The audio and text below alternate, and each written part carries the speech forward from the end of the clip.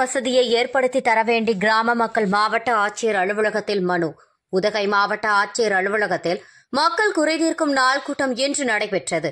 இதில் நீலகிரி மாவட்டம் உதகை அடுத்த கொல்லிமலை சேமாந்தாடா பகுதியில் சுமார் 250க்கும் மேற்பட்ட குடும்பங்கள் வசித்து வருவதாகவும், இங்கு கடந்த 6 மாதமாக காலமாக பேருந்து வசதிகள் இல்லாததால் பொதுமக்கள் பெரிதும் அவதியடைந்து வருவதாகவும், பேருந்திற்காக தங்கள் கிராமத்திலிருந்து 5 கிலோமீட்டர் தூரம் நடந்து செல்ல வேண்டும் எனவும், சாலை முழுவதும் வனவிலங்குகள் அதிகமாக உலா வருவதால் பள்ளி கல்லூரி செல்லும் மாணவ மாணவியர்கள் மற்றும் வேலைக்கு செல்லும் பொதுமக்கள் பெரும் அச்சமடைந்து வருவதாகவும் கூறி மாவட்ட ஆட்சியர் அலுவலகத்தில் கிராம மக்கள் மனு அளித்தனர். ஊட்டியில வேலை செஞ்சுட்டு இருக்கீங்க.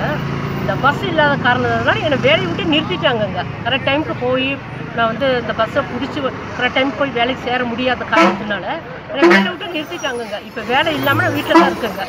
அந்த அளவு ஒரு சூழ்நிலையில் மாட்டிட்டு இருக்காங்க. வர்றது ஒரு பஸ் வருதுங்க.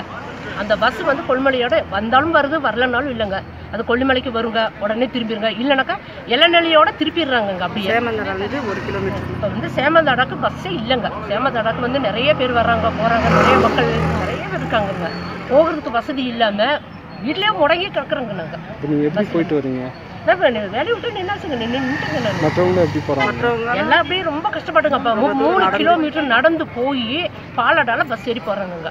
முடியாத பஸ் இருக்கு. பாலடால போய் 3 கிலோமீட்டருங்க பஸ் ஏறி போகிறாங்க. எங்களுக்கு சேமந்தாடா கண்டிப்பாக பஸ் வேணுங்க.